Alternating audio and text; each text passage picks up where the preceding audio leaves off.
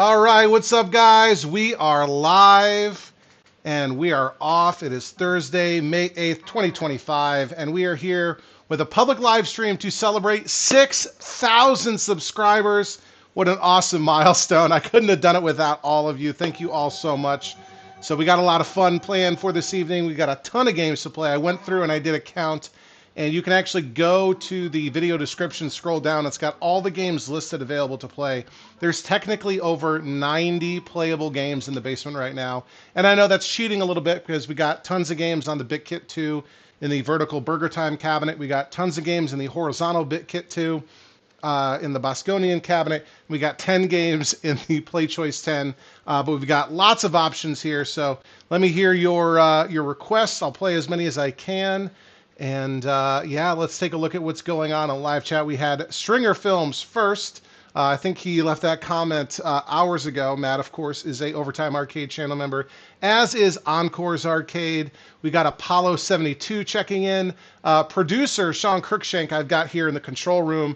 He's keeping an eye on the live chat, making sure I don't miss any super chat donations or whatever, and making sure everyone is behaving themselves. So thank you, Sean, for volunteering your services. Overtime Arcade channel member Random Billy Bob's in the house, says what's up. Encore had his milestone.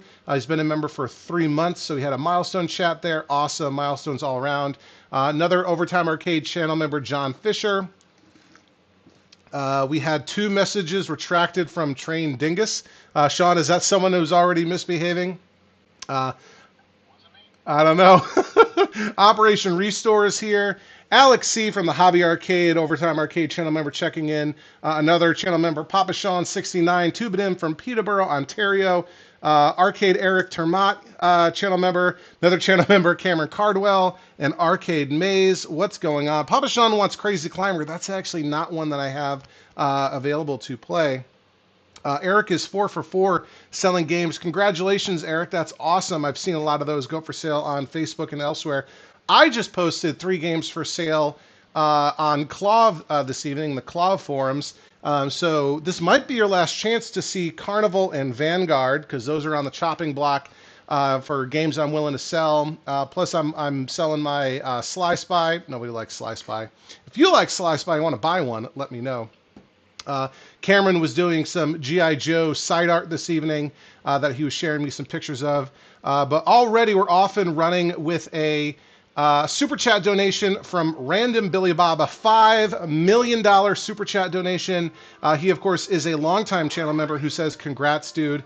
And I need to get some way without doing, what's it called? StreamYard to get those super chats onto the screen. So I'll figure that out at some point. But Billy Bob, thank you so much for that. This is so far from your first time leaving a super chat. So thank you for that. And if you want, Billy Bob, why don't you pick our first game that we'll be playing this evening? Again, if y'all go into the description, if you go into the description of the video, there is a list of all the 90-plus games we can play. I think Billy Bob knows most of them. Very, very big supporter of their channel and watching a lot. Wango Tango wants to play the Glob. Do I have that one? I need to go into my own video description and look at it. Hang on, bear with me while I do that here. I'm live. Yeah, I know. I don't want to watch my commercials either. I don't think I have the Glob. Sorry about that, but Billy Bob, holy moly, Stringer Films with a $2 million, not billion, sorry, it's only $1 million, Stringer Films. $2 million super chat donation. We also have a goal here, because YouTube is driving all these features. We have a goal. If we hit 10 super chats by the end of the live stream, I'll stream again next week. So if you guys want to do that, help us get across meeting that goal. We're already, a fifth of the way there with 2 super chats. Another channel member, Charles Klein, checking in. What's going on, buddy? Cliff Guy is here. Billy Bob wants Frogger, so Billy Bob is going to get Frogger. So we'll start off with Frogger as our first game of this evening. So let me move the tripod. I had it set on Vanguard because that's the farthest one away from the computer. So I always want to make sure that the remote camera works for that. but we're coming on over to Frogger. And of course, this is a cabinet that I restored. When did I do this? This was a last year project. I actually got this thing from a college football frat house, like a Division 2 or Division 3 college football frat house, with everything that you might imagine would entail a situation like that. And it had been converted to, I can't remember. Oh, caliber 50. Yeah, caliber 50. And the credit's not crediting up. Let's try this one.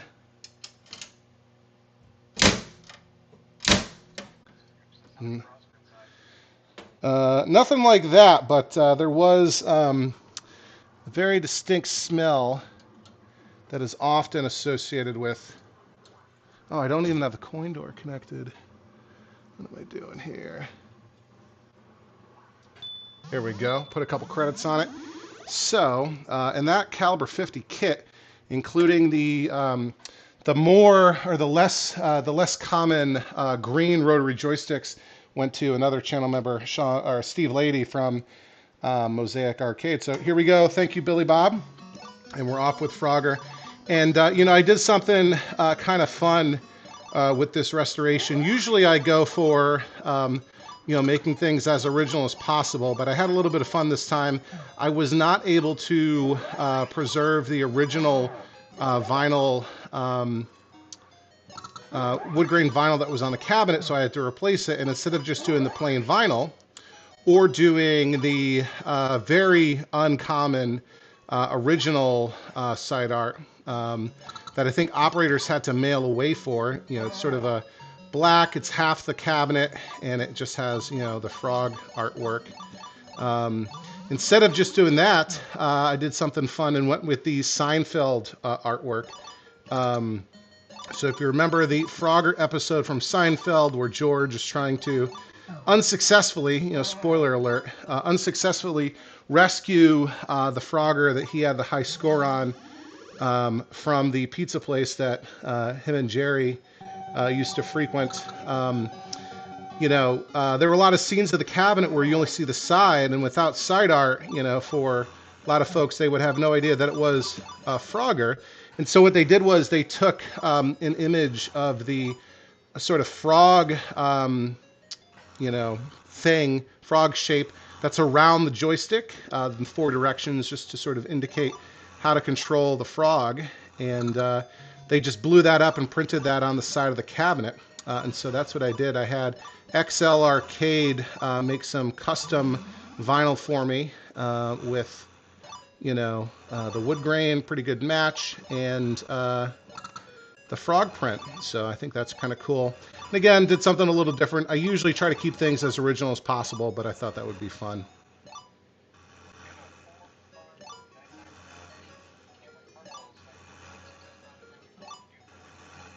We got another, I've got my producer Sean in my ear letting me know that we have another Super Chat donation, this one for $499 million from channel member Cameron Cardwell. I'll read it when I get there, but Cameron, thank you. I will keep up the good work. I appreciate your support. Make sure you and Stringer, too, pick out a game that you want to see me play, and we'll play those next.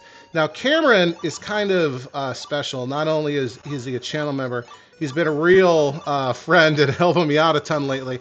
If you saw the videos with where I was playing Altered Beast, and before that Golden Axe, Cameron actually sold me those PCBs, or I don't know if I don't know if technically he sold them to me, or it was an operator friend of his that he facilitated the sale. We're in a pretty good game here of Frogger. But he hooked me up with definitely a bro price on both of those PCBs. So thank you for that, Cameron. And I know you're selling a bunch of other stuff too. So folks are looking for deals, some cool things. Keep an eye on what Cameron posts for sale.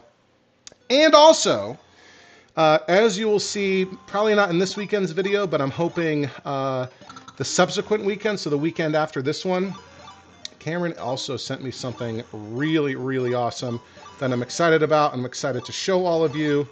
It's a pretty big deal, so keep an eye out for that relatively soon. Right.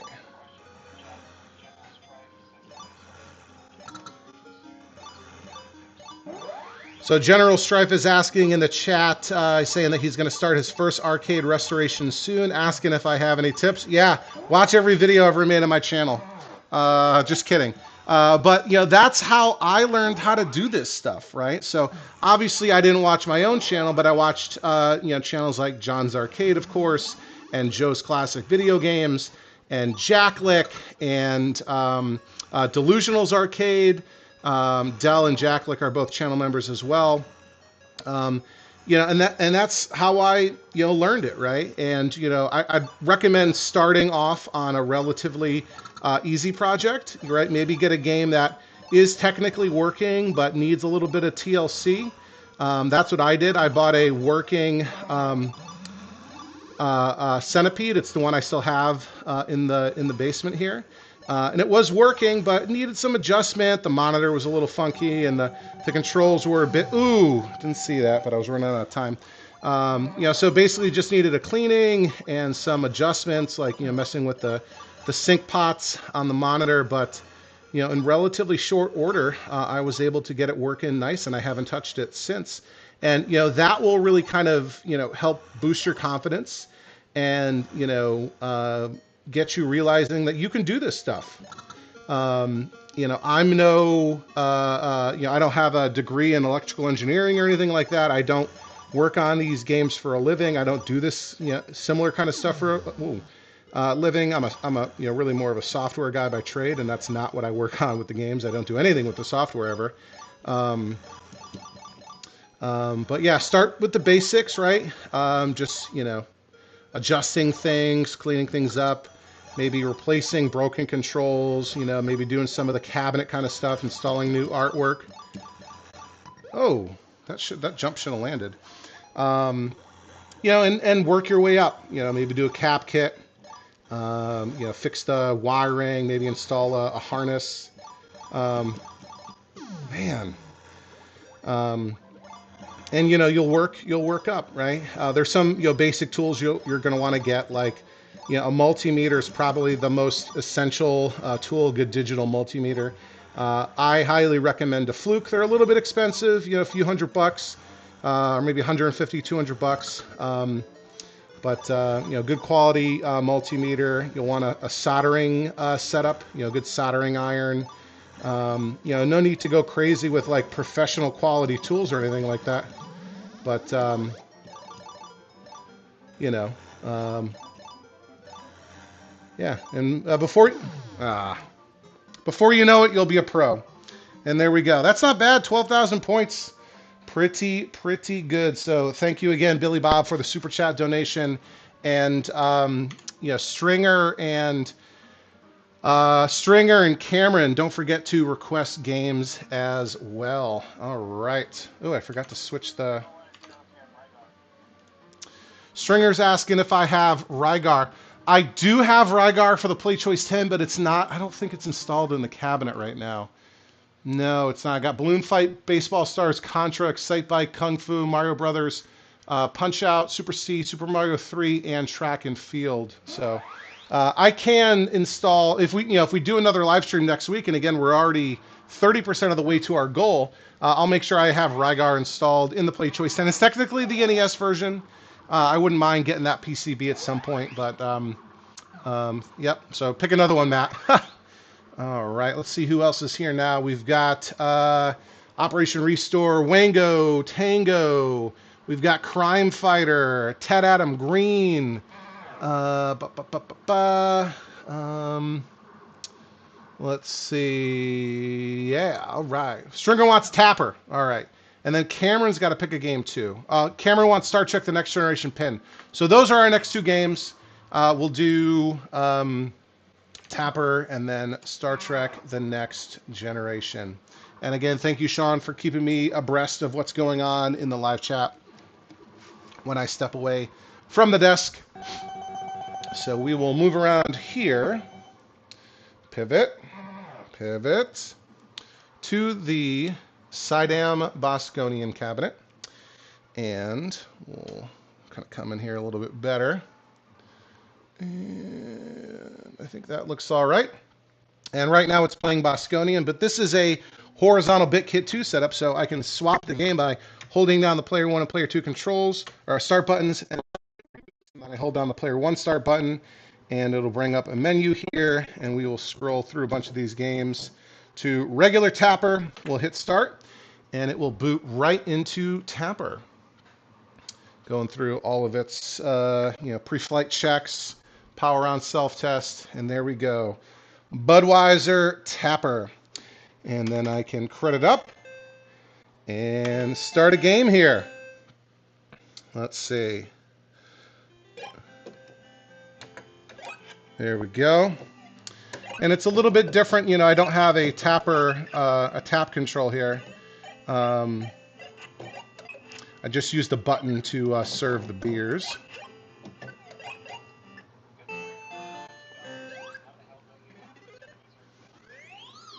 So Stringer with another $2 million super chat donation asks, how don't I have Lizard Wizard? And I think it's Lizard Wizard is a vertical game, and I think it requires more than one button. So that's why.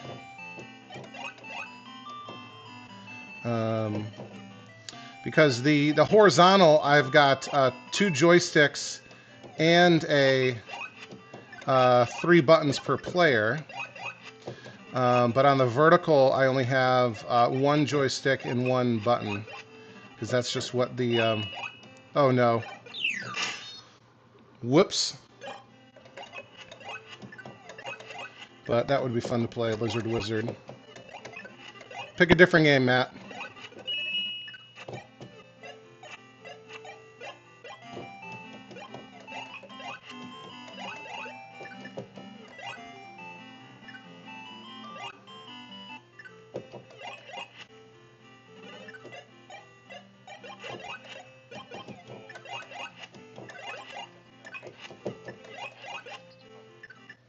Boom. I think that'll get us to a bonus level here. I've got a little bit of curl at the top of this monitor that I might need to adjust out. All right, everyone guess what you think the one that's not shaken is. It's that one right there. And I don't think I've ever gotten this correct. I think it's back at the one it was. Yeah, there we go. That might be the only time I've ever gotten it correct.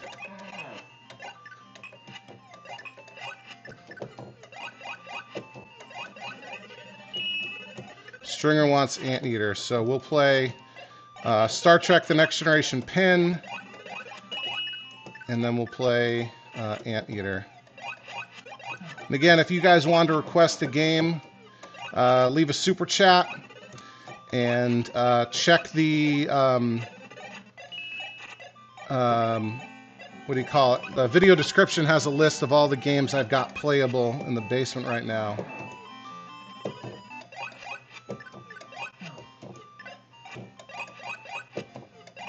I'm trying to concentrate.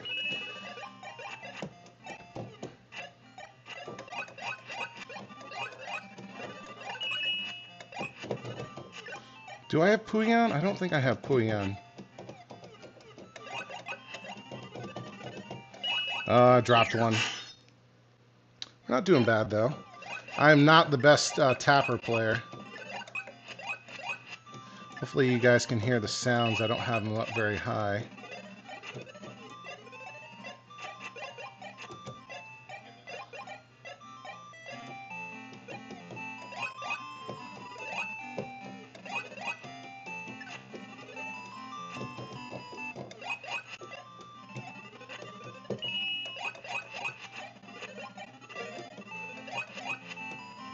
Oh, that might be it. Oh no, I still have one more life. Do you guys know what the fake, the April Fool's Day joke was about Tapper a few years back? That there was a secret bonus level?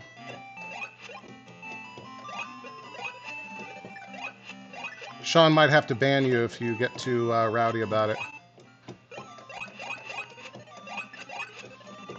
Sean doesn't even know about it. Hey, Hey, Troy's Restorations is in the house. What's going on, Troy? I talk to Troy almost every day on Facebook Messenger. And I need to get out to Troy's area relatively soon because I have to deliver a game to Arcade Jason, and Troy lives somewhat near Arcade Jason, so maybe that'll be an opportunity. Let me turn on the pinball machines. Maybe that'll be an opportunity for me to meet Troy in person for the first time, which would be fun. All right, Tempest is still running. That's good. Vectors are a little jittery today. Asteroids is still running. I'm always nervous. I'm always nervous about the vector games. Let's see.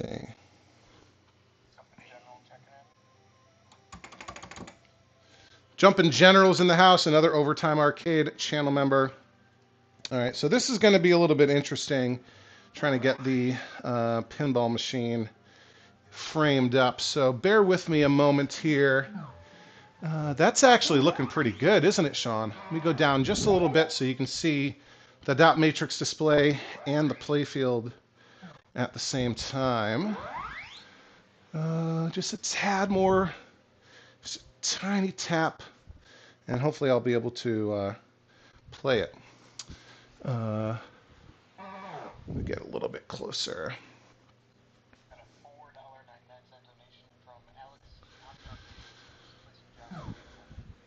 All right, Alex C. from Hobby Arcade wants some Joust with a $499 million super chat donation. Thank you so much for that, Alex C. And we definitely have some time to play Joust. I'm just getting a little OCD with lining up everything here. And I think that'll be good. Hopefully there's not too much glare. I'm going to put some money in the game, because I don't think I have a credit on. And we will play some Star Trek The Next Generation pin. All right. Star Trek The Next Generation might be my favorite TV show of all time. I'm a huge Star Trek fan. So let's go. I am trying desperately to avoid hitting the, let's see, what do I want? Let's do lock. Okay, maybe we can get some Borg multi-ball. It's very awkward where I've got the camera here.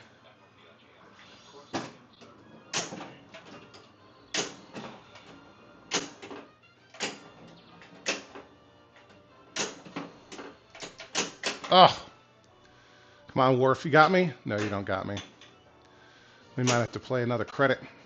I'm letting you down, Cameron. I'll hit the lock again, trying to get that Borg multi-ball. All right.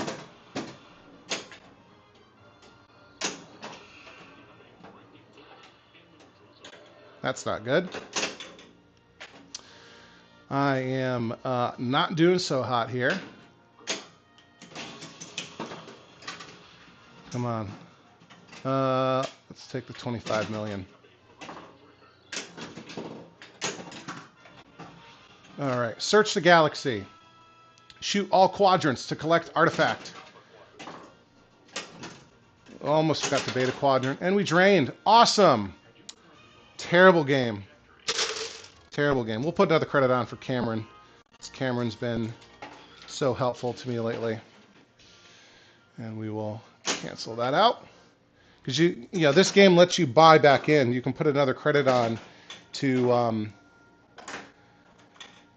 add one more ball, which is totally cheating from a scoring perspective, but brilliant by the by Williams, the designers, including Steve Ritchie, if he designed that feature, in order to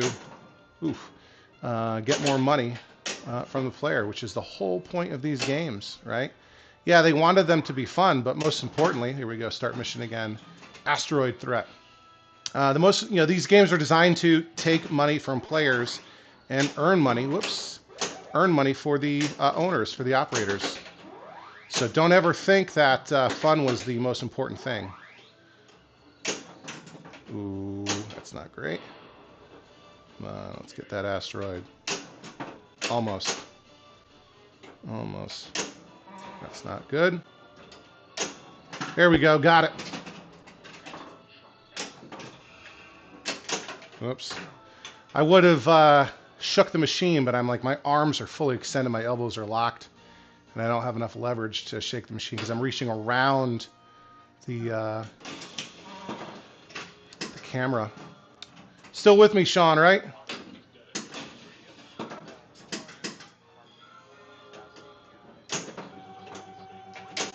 All right, we got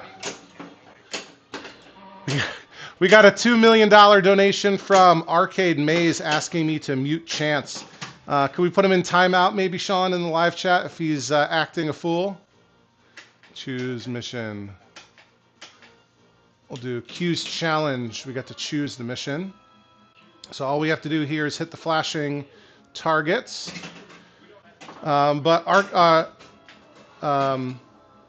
Arcade Maze, pick a game too. There is no game called Mute Chance. As fun as that is.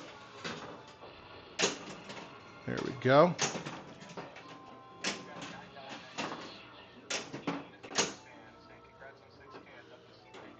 All right. And we have Jim, the Pacers fan, with a $999 million super chat donation.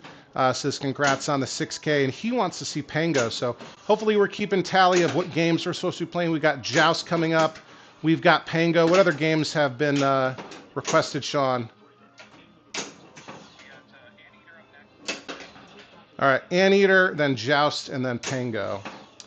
All games that I very much enjoy.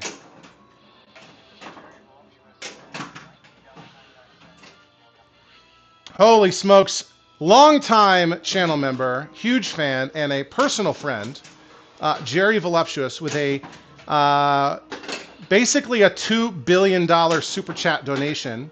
No comment, so Jerry, you got to pick a game. There we go. We just earned a free game on Star Trek. We're doing okay on this run. Okay. I do want to get that Borg multi-ball, but I have to get the lock lit and hit it. So let's slow things down a second here.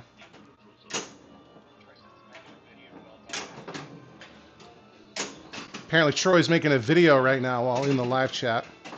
Hopefully you're editing and not actually recording. Otherwise that could get weird. All right, shoot left ramp for wormhole award. All right. Get over. Oh, I got two balls here. Got the... Is this a malfunction or...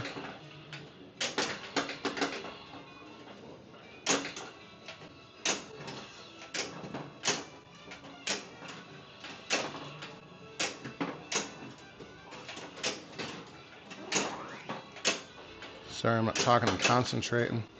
But yeah, I was just at Jerry's Pizza Place twice last week. Jerry is the owner, and proprietor of Mambrozzo's Pizza in Aston, Pennsylvania, just outside of Philly, just past the Delaware border. Tragedy struck last year. A fire burned down Jerry's restaurant, and he just opened a new one, had been soft launched for about a month. And this Sunday, May the 4th, was the official grand reopening of Mambrozzo's Pizza, which is the official pizza of Overtime Arcade. And Jerry needs to pick a game to play. All right, launch probe. Okay, let's see.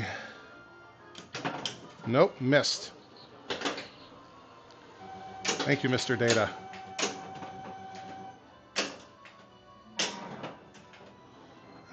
Okay. So Anteater, Joust, Pengo. Are those the three that we have on deck, Sean?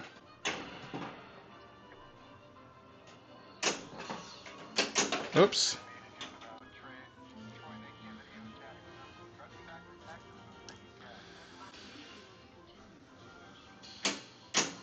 Who got 3 new cabs in Texas?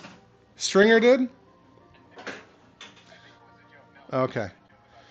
Well, Jerry and I also made a trade recently. I traded away my Taito Superman, which, as everybody knows, is not the best game in the world. But Jerry is a Superman fan. He's a comic book fan, superhero fan. And he traded me something cool that might be the video that I do this weekend, that pickup video. So stay tuned for that. Okay. And we're moving over here to my vertical bit kit cabinet to play Anteater, which is a very fun game. That's my extra. Anteater is for Stringer. Awesome. Thank you again, Matt, for the super chat donation and for being a channel member. You're awesome, my friend. All right, coming in here. We're going to get a little bit lower. Just a tiny bit more. A tiny bit more. That's too much. That looks good. All right. And we will switch to go to the BitKit menu and pick from our vertical games. Anteater was recently, or it was last year, it was a game of the week on the channel member Discord. We do a weekly tournament, and Anteater was a fun one that we did. Got a lot of games here that I got to go through. Let's get to Anteater. Come on, here we go. Okay. Come on. Come on. There we go. Anteater. Very fun game. You can see my high scores that are saved by the BitKit. And the only place I've ever seen an Anteater on location is at Barcade in New York. They have games that rotate around. I was very saddened recently. I go to the, or used to go to the Barcade in Jersey City all the time, and it just closed permanently. I was very sad to see that. So don't worry, the games are fine. Barcade has like a dozen locations. They actually just opened a second one in Philadelphia. So the games are fine. They just closed down. That Jersey City was their second ever location. The first being Brooklyn. I don't know, they've been there. They've been in Jersey City for 14 years, and we're probably just, you know, the lease was getting too expensive or whatever. I don't want to make assumptions, but they said they hope to be back in Jersey City one day, but you never know. All right, now that the spider's out, that's when I need to get one of the queens, because the spider will climb down your tongue and get you. You don't want that. Oh no! The ant got my tongue. So Anteater's like a weird game. The ants will bite your tongue, but you can eat the ants with the tip of your tongue in any direction. That's not good. The spider will bite your tip of your tongue. The worm you can only grab from its backside. So if I try to get that worm right here, I'll be... no, this is not good.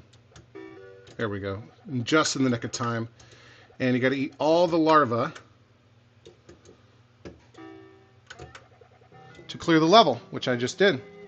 And so that's it for Anthill 1, and we'll move on to Anthill 2.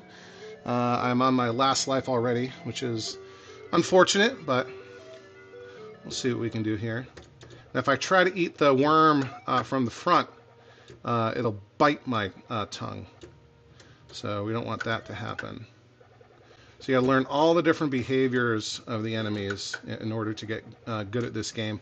So it does have a bit of a learning curve, and I understand why, you know, it might not have been super popular when it came out, because if you put a quarter in and you don't know how to play, you know, you might only play it for a minute and lose all your lives because you don't know, what to do with the enemies, and that can be, frustrating.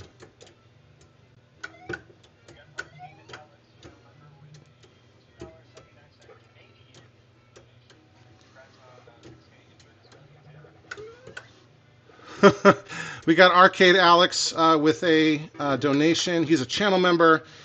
He gave us a Canadian donation that I'm sure going to have to pay fees on or something. But thank you for that. Tariff-free. There we go. Love it when a plan comes together. And thank you for being a channel member, of course. Let's see if we can clear this. Oh, it's not looking good. Yeah, we got it. So that was $2.79 Canadian, I think. Million dollars. What are we at for the towards the goal right now, Sean? If we hit 10, we're going to do another live stream next week. Yep. We're 9. We're at 9. Only one more super chat donation of any amount, and we will do another live stream next week, which is great because I wanted to do more of these this year. Yeah, I do at least 2 every month already. I do the Coin Jam podcast with Liam from Retrobotics, Kay from Prime Arcade, and Chance from the Canadian Arcade. And I do a monthly members-only live stream, which you have to be a channel member to get in on. And that's more of a hangout format. Lots of folks get in on that. Didn't see that one coming, but I earned a bonus life. So the way we do that members-only live stream is anyone who wants to hops into the voice lounge on Discord, and I pipe that into the the stream, and so everyone's talking, we're hanging out, we're having a good time, and yeah, more of a hangout format. Sometimes when I'm on the road for work, I will do that as a. Oops, I'm dead. Yeah. Not bad. 26,230 plus the bonus here. All right.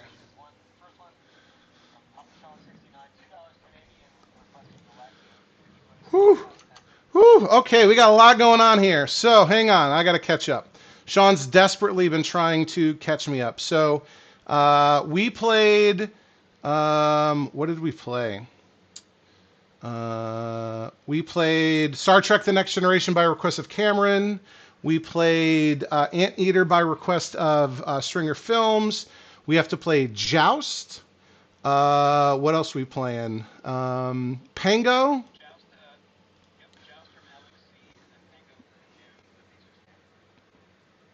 All right. Joust and Pengo, and then Galaxian. Okay, we got another $2 million super chat from Billy Bob. Another $499 million super chat from Cameron. Atari the Jedi with a $2 million super chat. Jared B, what's up? He wants to see the Irish Kangaroo. Ty, if it errors, just keep trying. Just do it again over and over and over again. And Jared's donation puts us at well past 10. Charles Klein with a $5 donation. You guys are going nuts. You guys are going crazy here. I can't even keep up with this. Ty wants Tapper. We already played Tapper, but I'll play Root Beer Tapper for you, Ty. So let's see. Let's check this. We're doing. Let me refresh this actually because it's not looking right. Okay. Charles has to pick a game. If Ty's donation comes through, he can pick a game. Everyone's got to pick a game, but we'll do Joust and then Pengo.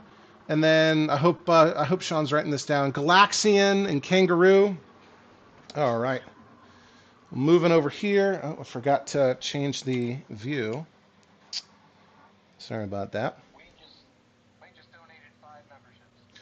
And Wayne, channel member Wayne Sylvester, just donated 5 channel memberships. Let's see who they went to. Let me take a quick look here.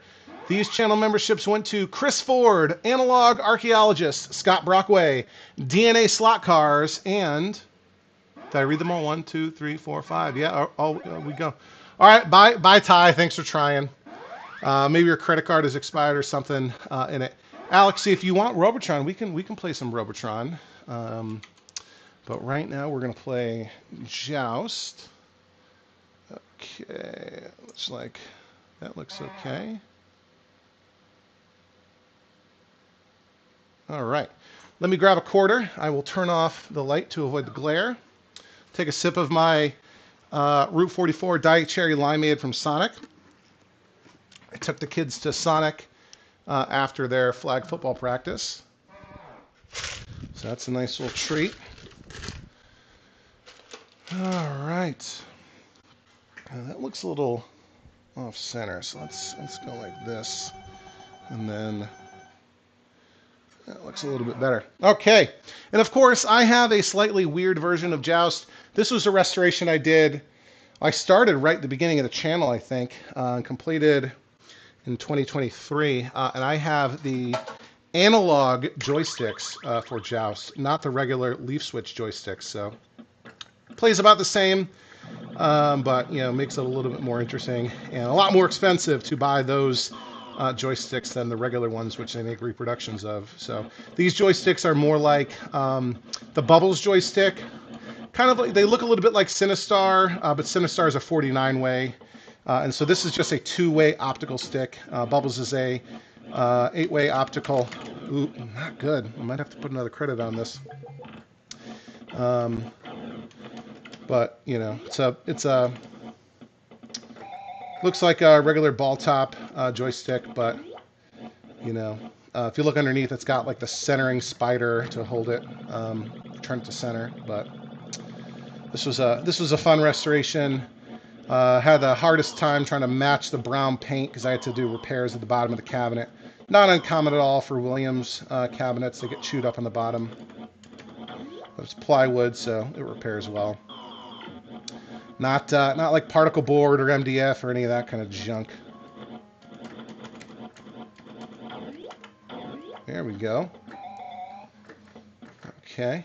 And yeah, I just kind of hang out down here because you're protected from above. It's not the, other levels you can't always do that, but, now the bridge on the side is burning off. But I like to hang out down here. And, sometimes what can happen is the pterodactyl will come out. Oh, man. You're not perfectly protected. Sometimes the pterodactyl will come down to sort of force you out of hiding. But Stringer Films asks if Bubbles uses an optical stick. In fact, it does. It has an 8-way optical joystick. It definitely has a unique feel, those Williams optical joysticks. And hopefully everyone has hopefully everyone has seen the really awesome, it's like 3-hour long documentary that Cinemax just released on Sinistar. It's really, excuse me, it's really incredible. It's almost like, it almost deserves being released like as an independent film. He's got a ton of interviews with the original, development team of Sinistar. Goes into, like, he's the guy that I think, when the source code was leaked, he like restored, he made it so you could do like, what is it, like the stereo audio in the upright version, something like that.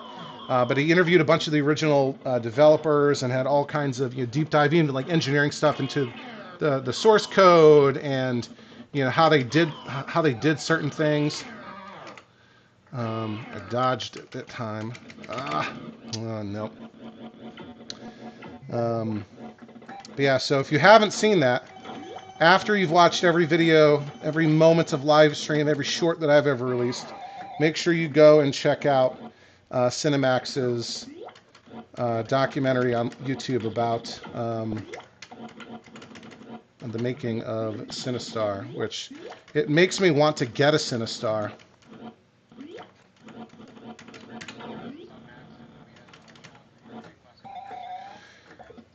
Hey, Sean from Classic Arcade Repairs in the house, another awesome YouTube channel that I've learned a ton from. Sean's also a channel member. Thank you for all your support, Sean. I really appreciate it. We're having fun playing a ton of games in the basement tonight, celebrating 6,000 subscribers. Never thought, oh man. Okay, we'll put our initials in, but I think I'm maxed out. Yeah, maximum 5 entries. The documentary is called just like, I don't know, The Making of Sinistar or something like that. Oh, I bumped the camera. Yeah, I'm sure you just search for Sinistar documentary and you will find it, I'm sure. So I think next we have Pengo. Who did I miss here? Thank you again, Wayne, for the donated channel memberships. While we're at it, while I think about it, I'm going to go ahead and I will gift 5 more channel memberships of my own. So let's see who those go to. Those are going to Matthew, Damien, Minnesota Fats, 13, Joseph Todd, and Admiral Speedy. Congratulations. I hope you enjoy your free 1-month gift membership to Overtime Arcade. You get early access to all new videos, you get a monthly members-only live stream, and you get access to our private members-only Discord, which is super, super fun. And after the live stream, I will make a members-only post on the channel on the community tab with a link to the Discord so you can get into it as a channel member. If you already have a Discord account and you've gone into the settings on Discord and linked your YouTube account to it, the Overtime Arcade channel member Discord server will just appear in your list of servers. So you should be able to do it on your own. Otherwise, I will post a link. But awesome. Congrats to all of you, and thank you for your support. Yeah, Sean says it's called Resurrecting Sinistar. So, cool. So I think next, if I'm not mistaken, is Pengo. So we'll go and get set up for Pengo. Pengo's right next to my Donkey Kong Jr. cabinet, which is running Donkey Kong 3. I was actually messing with it today, testing a PCB that, if people were paying attention in the members-only Discord, they probably know what PCB it is. Yeah, I mean, the game's been in the back of my garage for a bit, so shouldn't be too much of a surprise that I have one of them.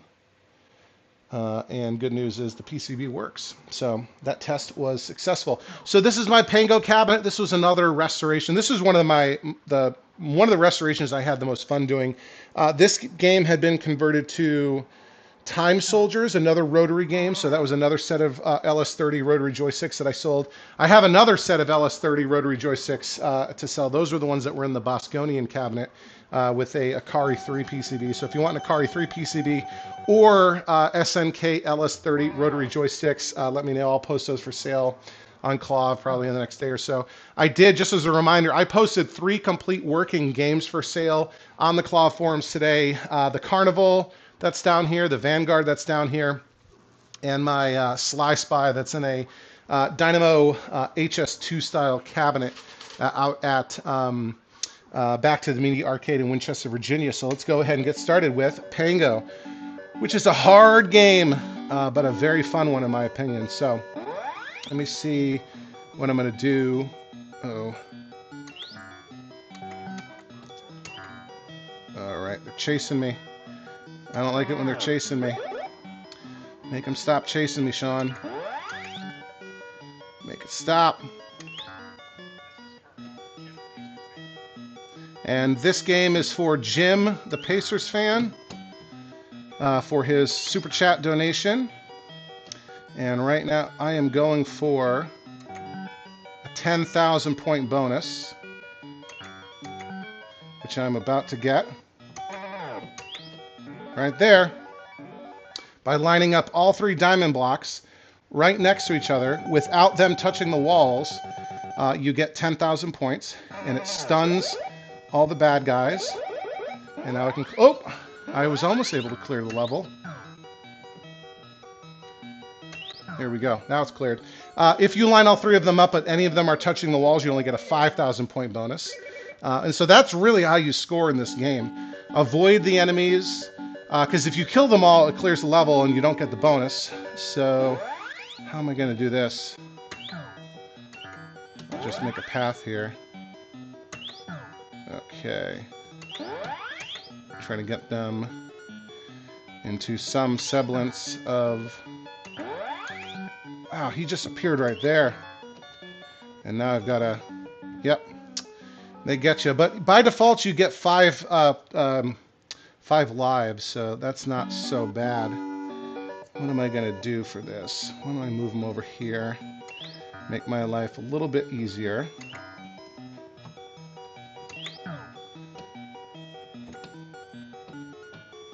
Okay. Maybe we can do... Oh! Yeah, they move fast. So why don't I do...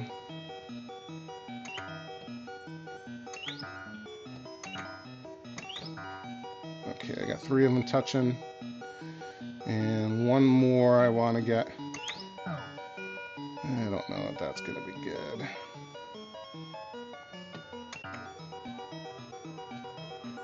And he's probably going to try to run away, so I'll just kill him off and reset to the next level. Okay, no bonus. I took forever. Here's a little cutscene for you.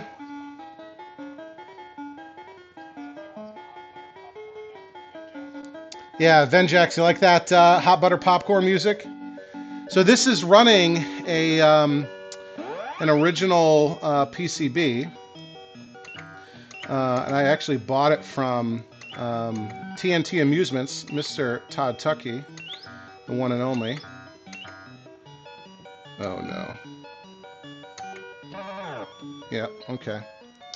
That's not great. But it had the lesser music. The early ROMs of Pengo had hot butter popcorn, which is the everyone knows it's the superior version of the music. But that was technically only licensed to Sega for use in Japan, so they had to swap it out for a new music. A new sound selection, which is just, you know, inferior. So I got a high score save kit, which saves a high score, obviously. And there we go. Come on, 10,000. Oh, he already blew it. Nope, not gonna work. So yeah, the high score save kit gives me the music that I want, because it also is a ROM saver, and high score save and free play. So a little pricey, but high quality stuff there. So remind me, Sean, after Pengo, I think we're playing Kangaroo. Is that what we're doing? I think before that, before Galaxian, we had a request for Kangaroo. So we'll do Kangaroo and then Galaxian. I forget. Okay, Jared B, Atari the Jedi, requested Kangaroo, and then we'll do Galaxian for Papa Sean, and well,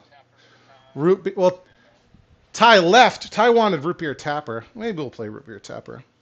Ty couldn't figure out how to get the donations working. All right, Charles Klein wants Nibbler. Arcade Alex wants Punch Out. So, okay, I think we're lined up reasonably well here. This monitor is not that great. It's a Matsushita. And Matsushitas are not awesome. Well, do I have the coin? Is this working? Let me try something.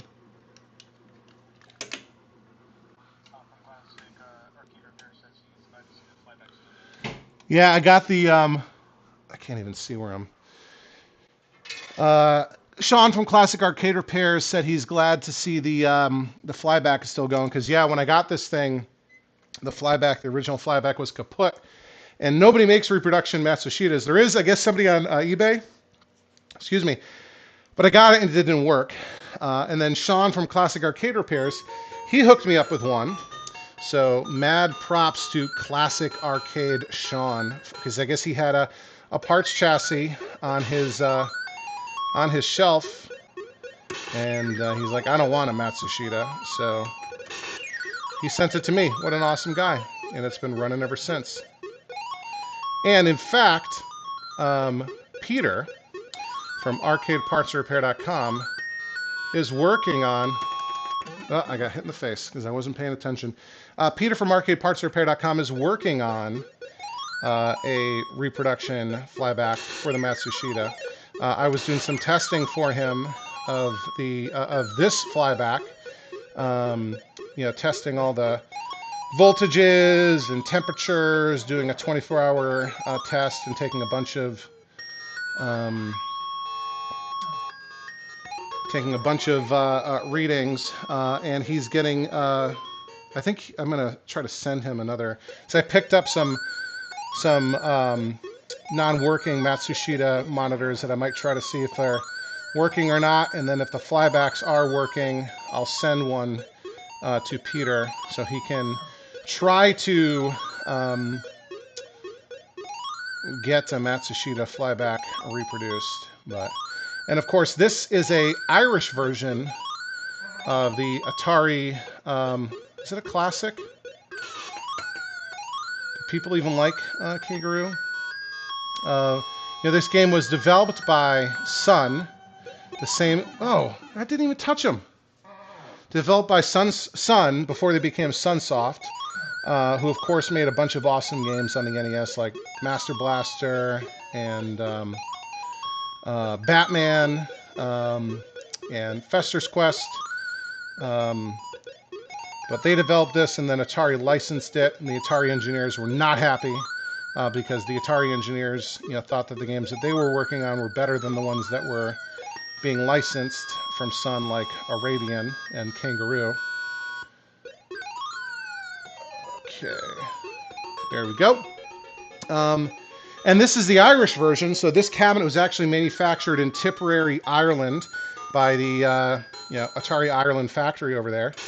And this is such a weird level. Oh, I forgot I'm supposed to jump over that. There we go. Game over. Thank you, Jared, for your super chat donation.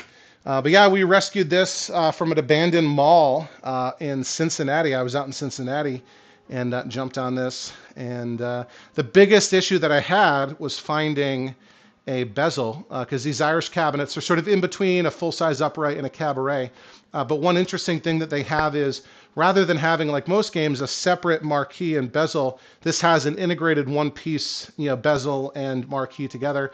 There's a little piece of like cardboard or I have black foam that sort of splits it so that the light from the marquee light doesn't come and wash out the monitor. But nobody reproduces this. Ollie from Arcade Art Shop in the UK, he does it for what games? Dig Dug and Gravatar. But not Kangaroos. Nobody had a scan. And believe it or not, Ron from Joe's Classic Video Games, when I put out a request on Clav if anyone had one, he had it hanging over his desk for like 15 years. And so he sent it to me for a great price. So we're coming back over here. We're going to go back to the vertical bit kit cabinet for Galaxian for Papa Sean 69. We also have coming up, we've got Nibbler for... Nibbler for Charles Klein and Punch Out for who, Sean? Okay. We'll do Galaxian and Nibbler back to back here because they're both at the vertical bit kit. It'll save me a little bit of time getting everything set up. Just bear with me for a moment here. Trying to get the best possible view for you all, which is always a little funky, when you are recording off of an original CRT with a digital camera and then all of the decompression, whatever type of stuff. So let's boot into the menu and then go to Galaxian, and then we will do Nibbler. I also just rewatched the Nibbler. There we go. The Nibbler documentary, Man vs. Snake, about Tim McVeigh, the second most famous person named Tim McVeigh, about his quest to recapture. Ooh, the sound on this is very quiet. I can barely hear it. His world record on Nibbler, which is a very, very cool movie, documentary. If you are into these kind of games at all, Nibbler is certainly a less well-known one. I highly recommend checking out that video. Okay. And I'm definitely no expert when it comes to playing Galaxian, So bear with me if you are groaning at how I'm playing and telling me, oh, you know, you're supposed to do this. Don't shoot the mothership. Or, oops. Or, don't get blown up, Charlie. What are you doing?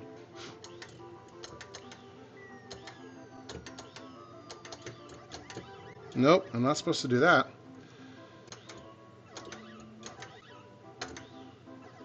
Okay, at least clear the first board, first wave.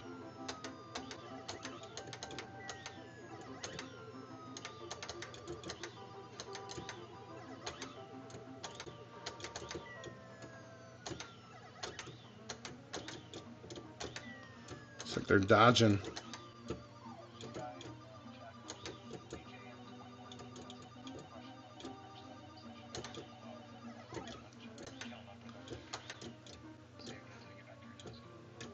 All right, here we go. Second board.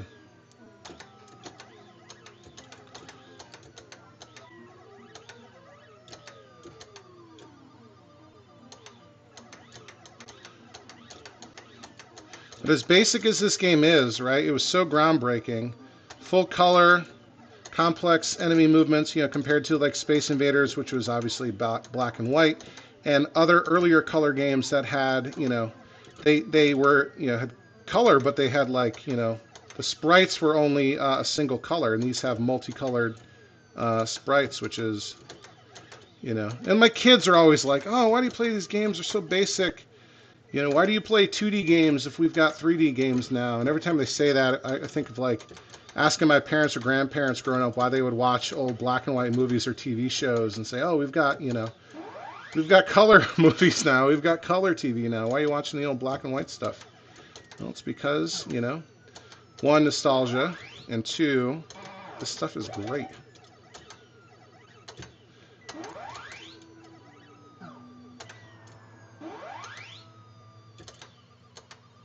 Trying to corner me? What you guys trying to do to me? Dive bomber. All right. Thank you again, Jared, for your donation. And now we'll move on to Nibbler. Thanks to Charles Klein, who is super awesome. Charles is doing me a favor on something. Let's get to Nibbler. Oh, there's like 3 different versions of Nibbler. I'm just going to go with this one. And I was having issues where this would like lock up. But yeah, hopefully you'll be seeing something from Charles Klein soon on my channel that I'm very excited about. Like, see how it's like hanging off the edge? But we'll play anyway. And with Nibbler, you're a snake, and you're trying to eat up all... And look at all the graphical glitches. It's something weird with, I think, this version of BitKit software. So I've been talking to Crafty Mech, and... Oh, see? And I bit my tail. You got to avoid doing that. Okay.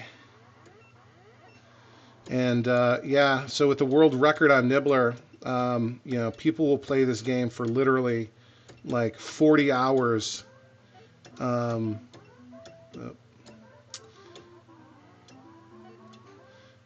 to, you know, just keep scoring and scoring and scoring and scoring. You gotta be careful not to bite your own tail. That's how you lose at Nibbler.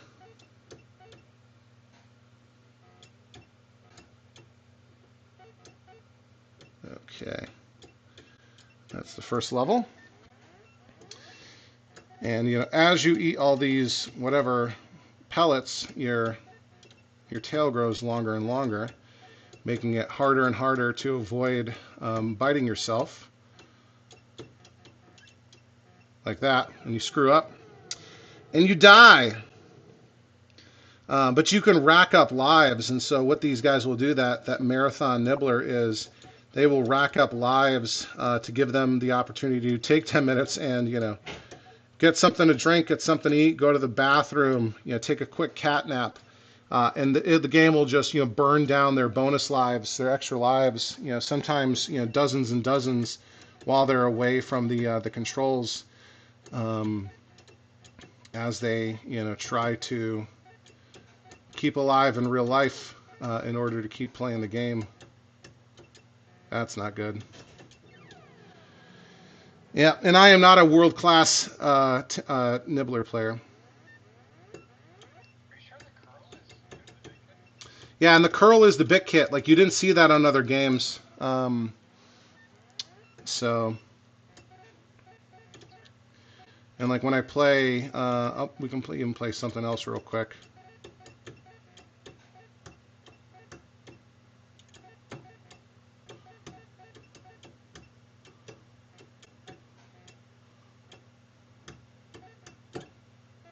All right. Yeah, there's something weird. And I've talked to Crafty Mech about it, and maybe I need to just update to the latest version. It'll already be fixed. I don't know.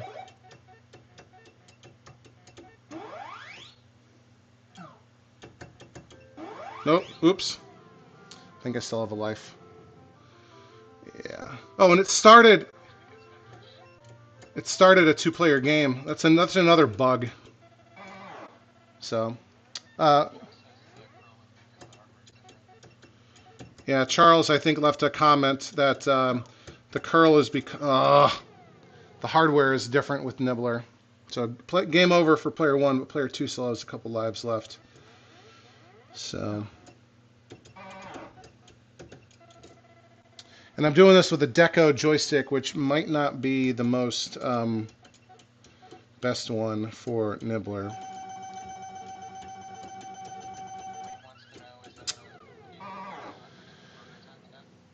This cabinet, Wayne, has a 4600 in it, which has been capped and everything.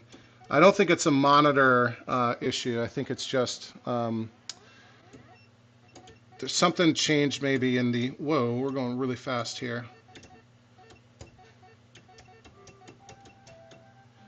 In the... oh, no. In the BitKit versions that something's weird with Nibbler right now.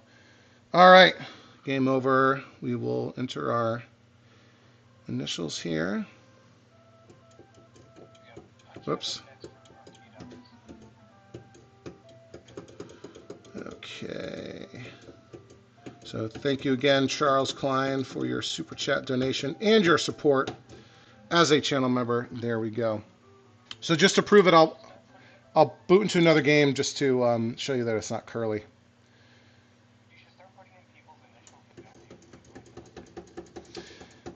Sean just had a good suggestion that I should put in people's initials who donate. Like, put their initial in. Not every game will save it. But for the ones that do, like the BitKit games. See, that's not curly. And you'll see it in a second when I'll start a game real quick. See how straight that looks? Nice and perfect, right?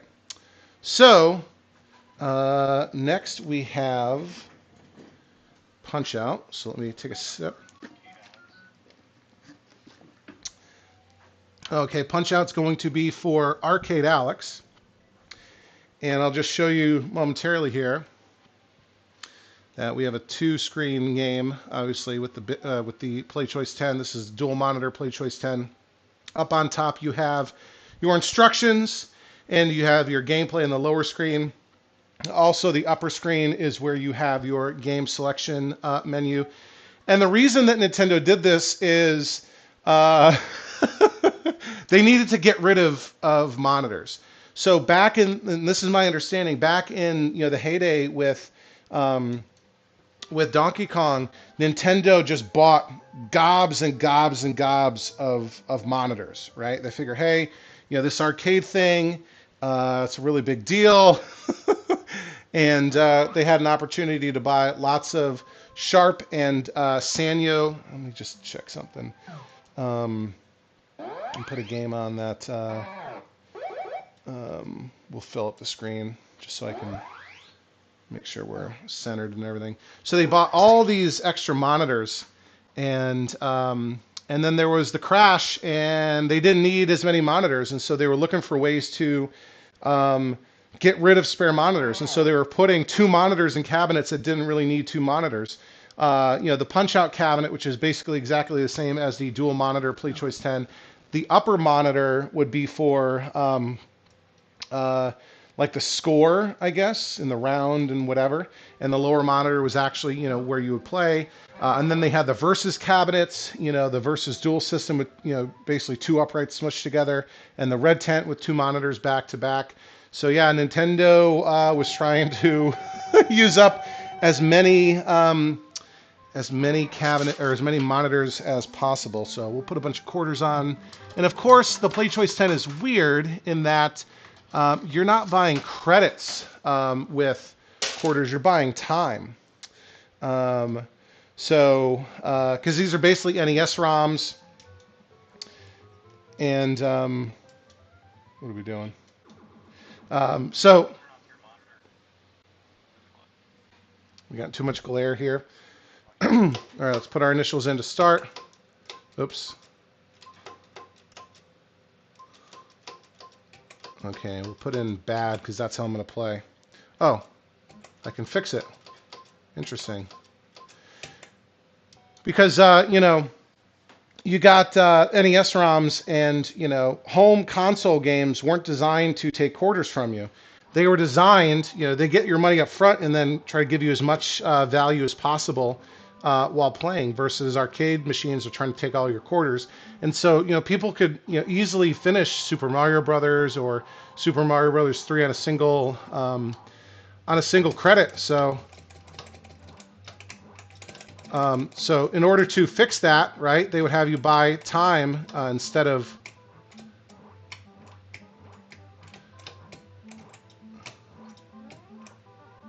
Come on, he's going to get me?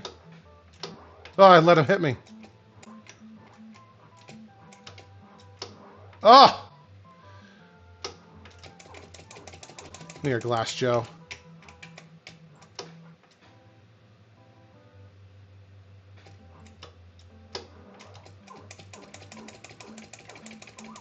There we go, knocked him down. You know, so you're buying time to, you know, because arcade operators were always trying to maximize the number of quarters per, you know, hour they could get.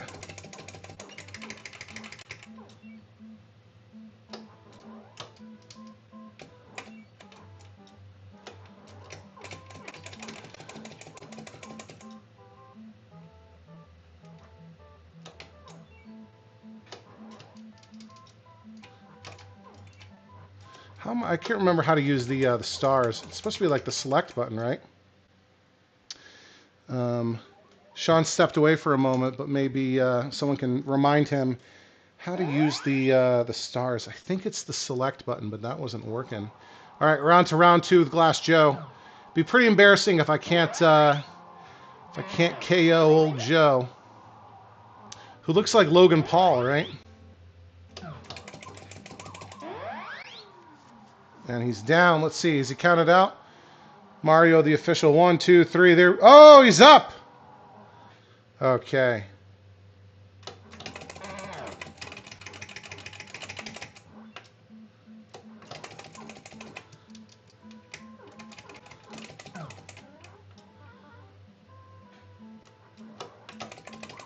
Here we go. Hopefully he's down. Should be down for the count. Give him a 10 count, Mario. How is he still up?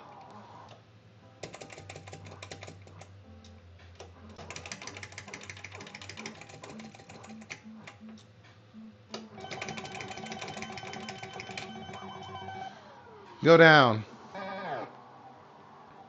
TKO. There we go. Knocked down 3 times in round 2.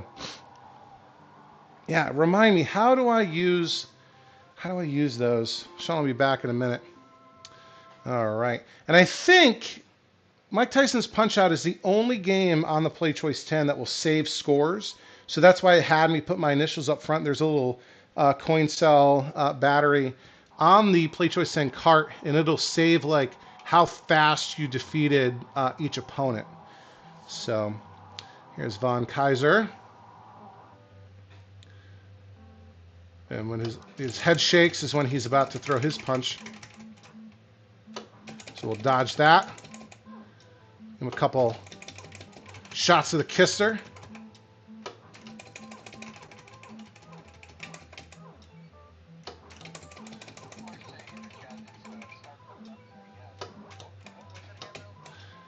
Like how to use the star.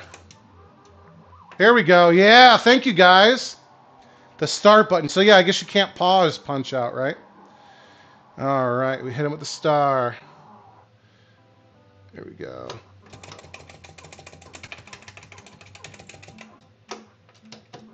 Oh.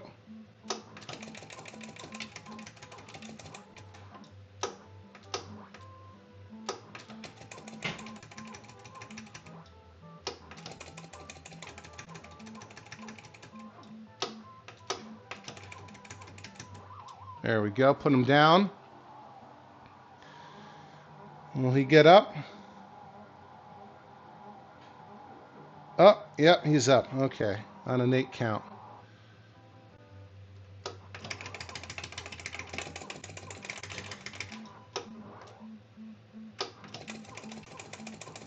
Almost there.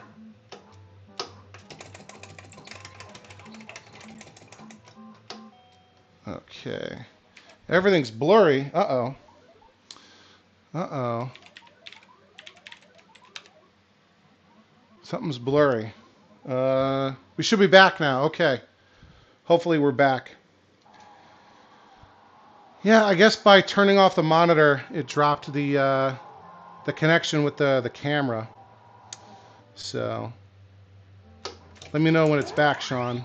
All right. In 5 seconds, we put Von Kaiser down on his butt. Let's see if... Nope, he's up. All right, let's do something here. Here we go. Down twice in 12 seconds. That's not bad. Count him out, Mario. Oh, you want some more? Oh, he's down. He might get back up again, though. He's down. KO. Pow. Little Mac. Little Mac's getting it done. Okay, we'll keep rolling here. Next is the WVBA Minor Circuit Title Bout. And it's the World Video Boxing Association, not the West Virginia Boxing Association. I live in Northern Virginia, but kind of close to West Virginia. I joke sometimes that I can see West Virginia in front of my house, which isn't technically true. I can see a ridgeline that separates Virginia from West Virginia. There we go. But I can't actually see where West Virginia is.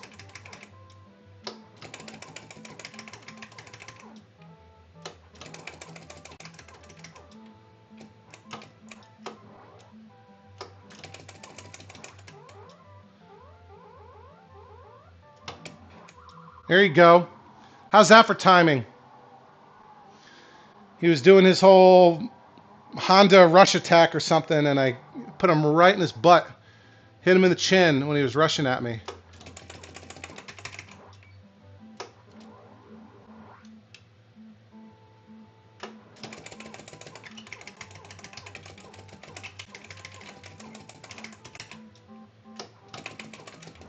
Here we go. Down twice in the first round.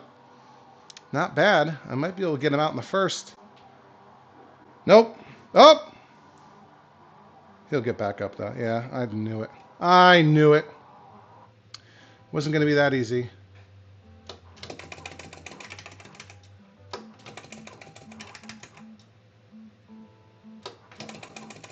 Come on, come on, come on.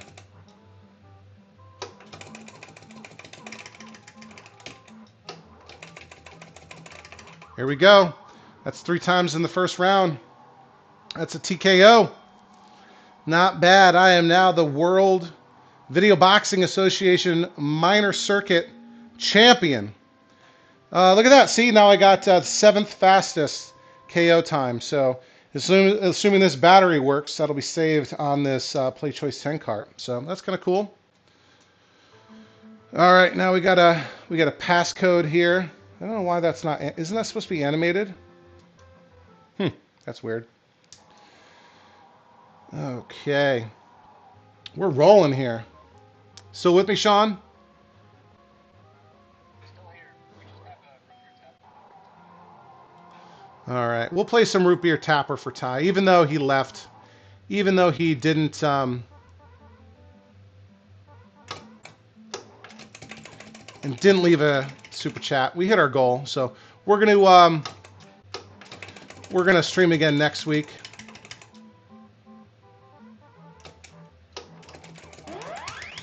Dell's Arcade in the house. What's going on? I thought you were working tonight, buddy, and weren't gonna make it. Thanks for stopping by.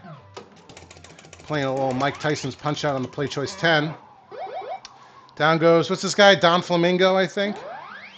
I wasn't paying attention when it had his name up, but we'll do it. Whoop.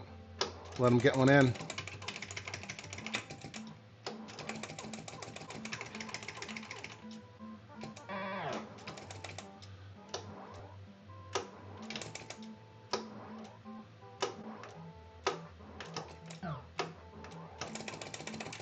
Got a little tired there.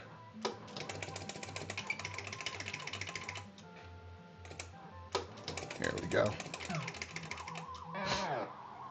He went down hard. Look at that.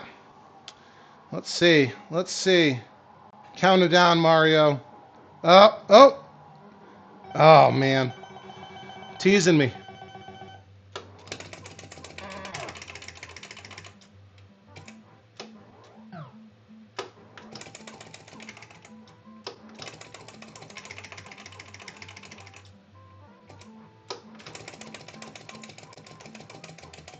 Ooh, ooh, almost got him.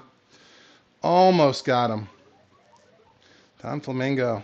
You're close, buddy. You're close. We're kicking butt, though. Think we can make it to Tyson? I don't think so. I think the only way I've ever beaten Mike Tyson was with Game Genie.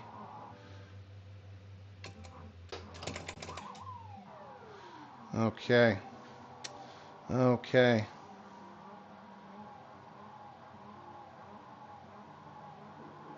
Oh, he's back. He wants some more.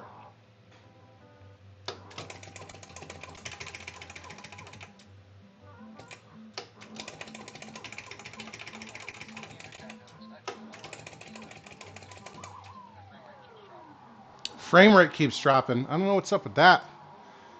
I got strong connection. I think we're...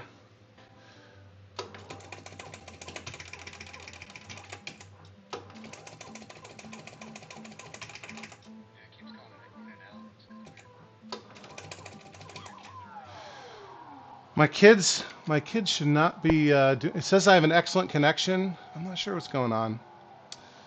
I don't know. I don't know.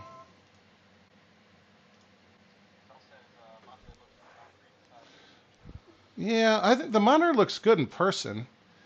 Looks green to. And look, oh, we're pretty fast with Don Flamingo, too. Look at that. KO time best 10. I don't understand why that's not sorted. Interesting. Okay, now King Hippo, and I think I remember how to beat King Hippo. Got to hit him in the belly. Get him to drop his pants and then hit him in the face, right?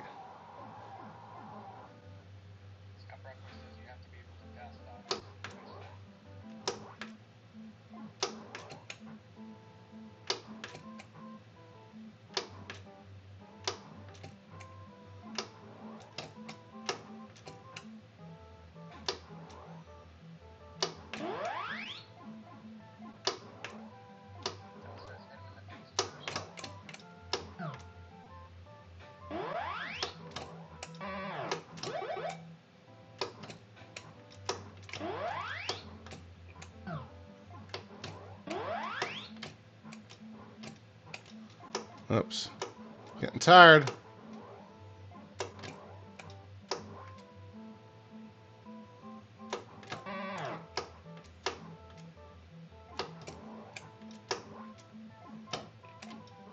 Oh, no.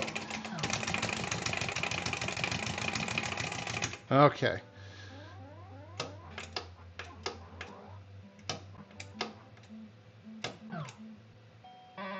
Not good. Okay, you got to figure this out. I've done this before. So hit him in the face. Oh, I'm not receiving enough video to maintain smooth streaming. Oh, what's going on? Sorry about the frame rate, guys. Something's not right. Okay. Hopefully that gets better. I think there's a thunderstorm going through right now, so that could be messing with stuff. Um,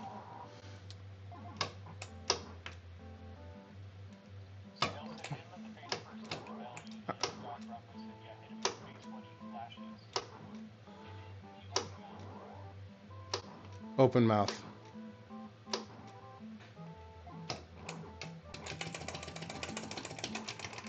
Here we go. Open mouth.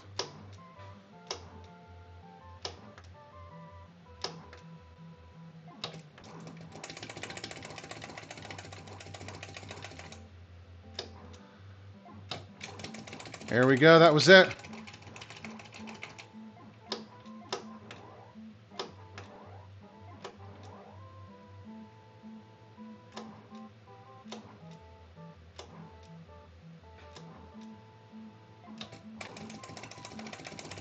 There we go. That was what I couldn't remember. It was the open mouth is when he hit him in the face. Goodbye, King Hippo. All right. Teamwork makes the dream work. Teamwork makes the dream work. And we're just gonna keep rolling. Okay, let's see. Who's next? Great Tiger. I think I have to, once he's getting, it's sort of like Von Kaiser when he's doing his thing, I have to hit him in the face.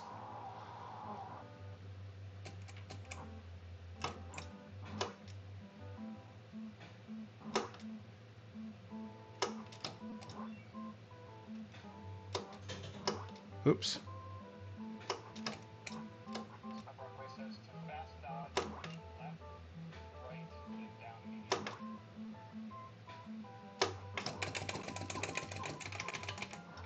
Oof.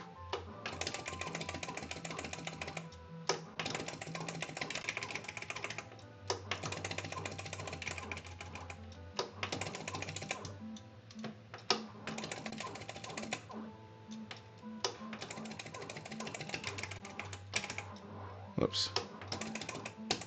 There we go. Okay, this is a close one.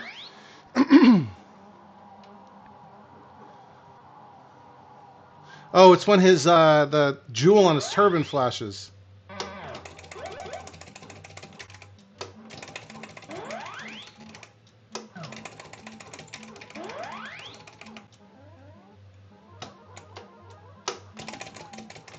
Yep. Okay, that's good.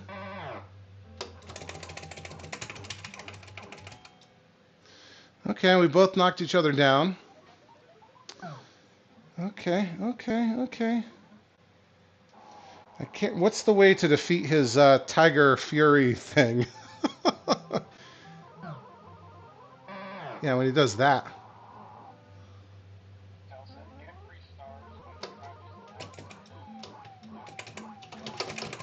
Yeah. Okay, let's see.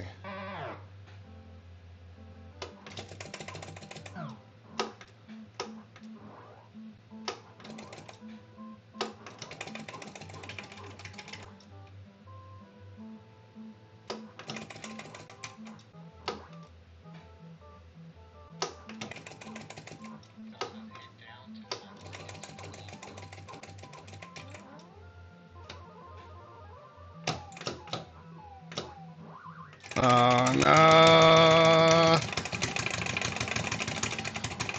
That's not working. Oh. Sorry about that, guys. Oh, man.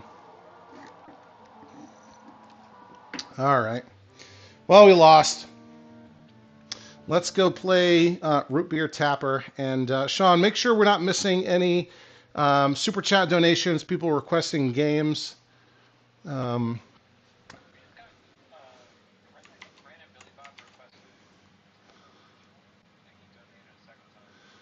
Okay. We'll sit down here for a second. I think we had another super chat from Billy Bob. So Billy Bob, if you want to request another game, please go ahead and do so. While we're here, I'm going to hit this. and gift another 5 free 1-month trial subscriptions to the Overtime Arcade channel membership program. First, we got the Mike of all trades. We got Creoden, Wooby, Dave McCullough, and Raiku Elkar have all received a free 1-month trial channel membership. So you get early access to all new videos, a monthly members-only live stream, and you get access to our private members-only Discord. I will post a link, a members-only post on the community tab on the channel after the live stream is over, and you'll be able to access that. So thank you guys. Congratulations. Appreciate your support. Cool. So let's go and play Root Beer Tapper. I think we have, Billy Bob needs to pick another game, and then anyone else that wants to request a game, best way to do that is with a Super Chat donation. The list of games available to request is in the video description. And we were playing Original Tapper before, but now we'll play Root Beer Tapper. Obviously, very similar, a little bit more family-friendly, this version, right there. Instead of serving beers, serving brewskis, serving Budweisers, we're serving mug root beer. Mug root beer. There's a root beer. All right. I'm a soda jerk here, and these thirsty patrons want their root beer. Here we go. Nice and quick. Blam. Okay.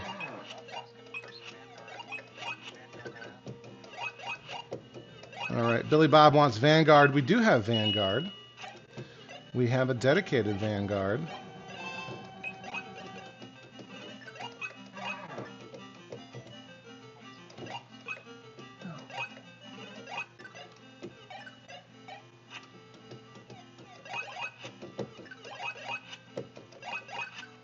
There we go.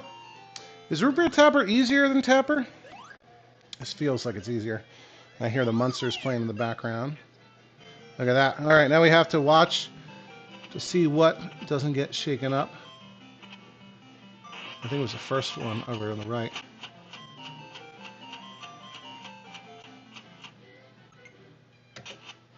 Yeah, wow, 2 in a row I got it. I've never done 2 in a row.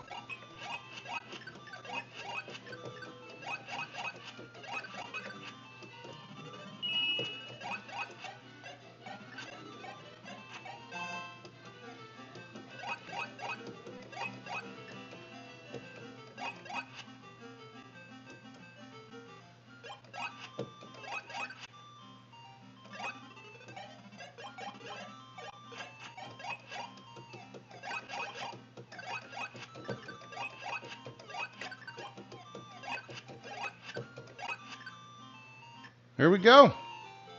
Not bad. Not bad at all. And what would the secret level be on Root Beer Tapper?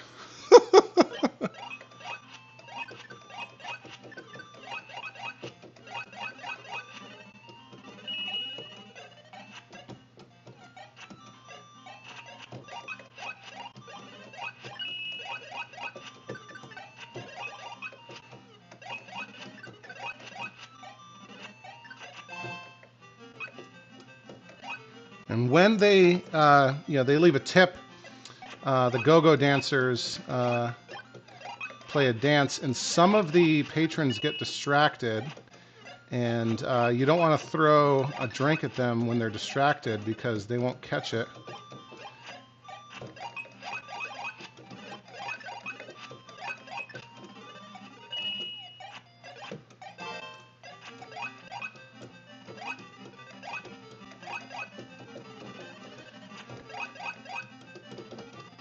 Oh, close one.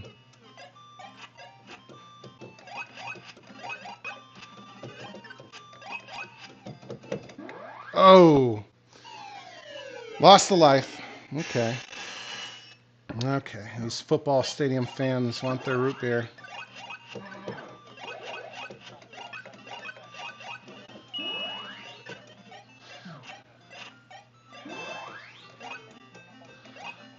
Yeah, the Chuck E. Cheese is a joke. The fake secret level on original Tapper is a adults only type of place.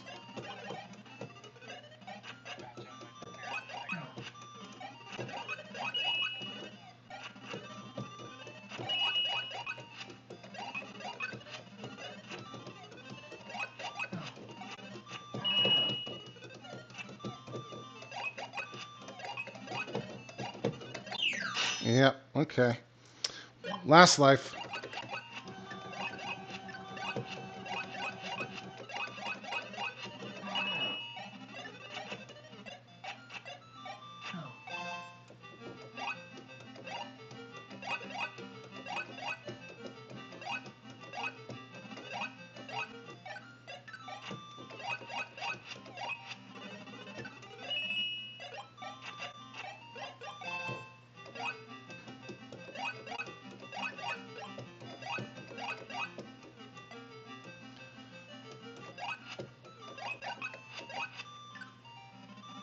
Oof.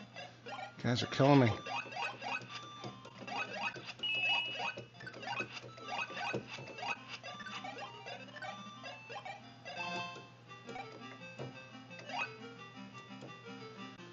Where are you going to come from?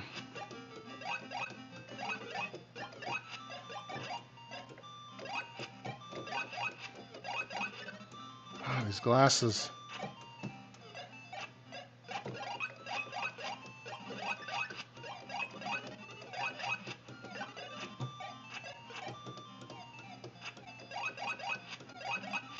Oh, one too many. Oh, I still got a life left.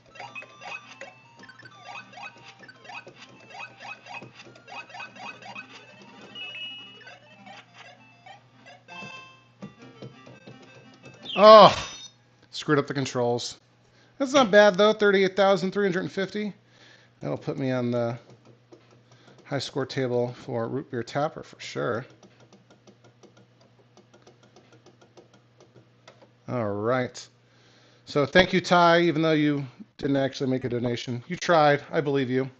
And Billy Bob, with his other Super Chat donation, asked for Vanguard. So Vanguard is what we're going to play. This might be the last time we see Vanguard in the basement on the live stream because this game is for sale, ladies and gentlemen.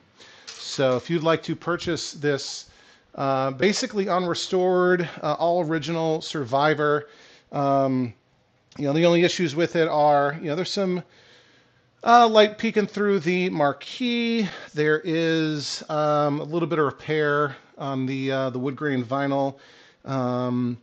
The cardboard bezel has been fixed with tape, but I think it's a pretty decent cabinet. So, yeah, all right. Let's play some Vanguard. Vanguard has speech and sounds ripped off from Star Trek and from what's the guy's Buck Rogers. Here we go. So hopefully you can hear this.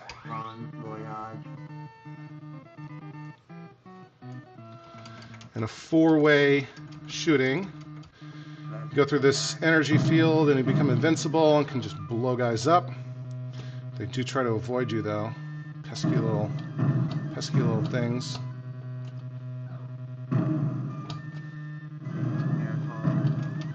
And we got another one.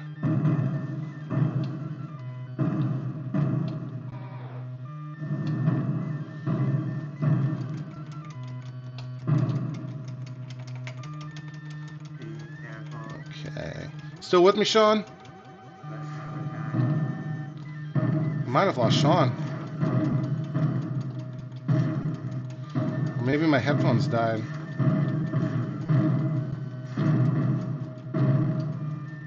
Yeah, I can hear you. Good. I'm still on the live chat, right? Or I'm still on the live stream, right? Sorry, I lost Sean there for a minute, but I think we're good. And we're flying through Vanguard here. Now we're in the next zone.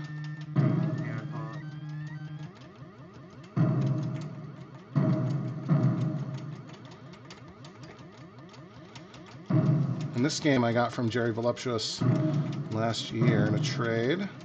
And I got another game, like I was mentioning, from Jerry just last week. That will probably be the video, pickup video that I do this weekend. I have been working on the Red Baron, but that's not ready for a video yet. Oop, got me. The controls are a little bit funky with the 4 fire buttons in 4 directions.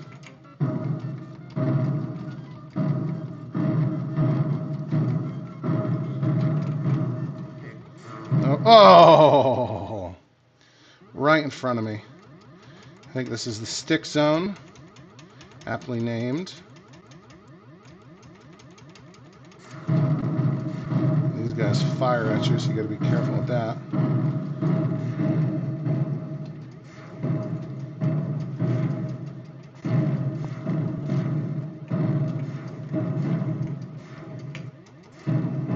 Nope. The end. Let's see. I'll put another quarter in and we can continue. Just to keep going. Running out of time, running out of time.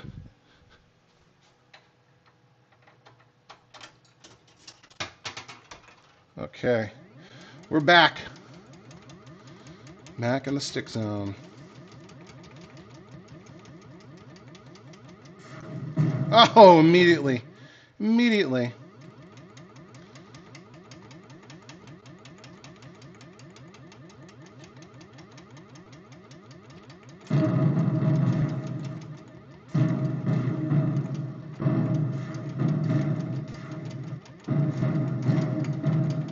Oh my gosh. I'm usually good at this game.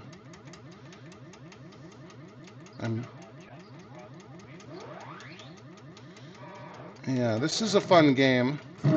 Oh man. Yeah, it'll let me. I'll do one more quarter. You deserve it, Billy Bob. You're so generous. But guys, we hit our goal, so we are going to do another live stream sometime next week. We'll figure out, and I'll announce the date and time. Usually I don't do Wednesdays because often that's when Brandon, my buddy Brandon from Off-World Arcade, he will stream on Twitch, and I like to watch his streams. I don't want to compete with my buddy. So maybe Thursday, Tuesday. Friday is often TNT streaming, and I don't like to go up against Todd Tucky. Okay, we're out of here and heading for the Rainbow Zone.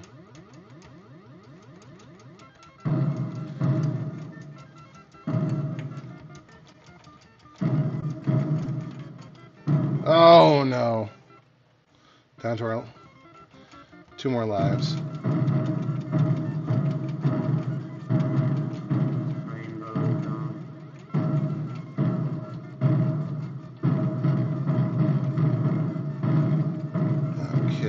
Okay. Strike zone. A lot of stationary targets in this one. I got energy.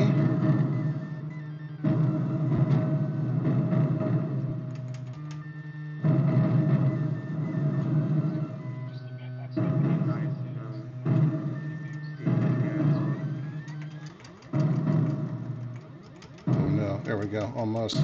We're coming up, we're almost at the boss. And Sean is just reminding me that Vanguard is one of the first arcade games with a boss fight. And at the end of each sort of, very close right there. At the end of each sort of cycle through the game. So it just keeps, you know, you go through that sort of path in the top right.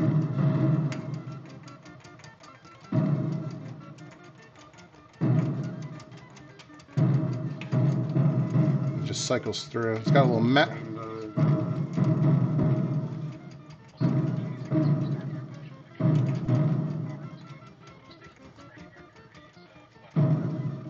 Ooh. Still have 1 more life. Well, maybe I'll continue all the way to the boss. Oh, yeah. I still got, okay, I still got, okay.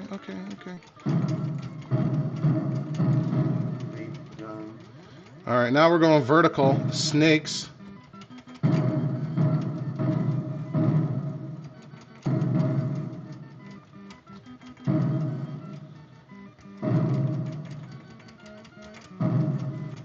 Come on. Coming up on the boss.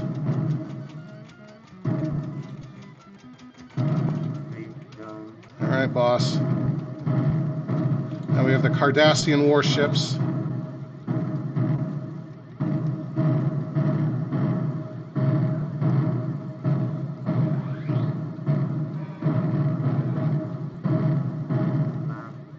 Last zone, here's the boss. Oh, they shot me from the side. And I died. Oh.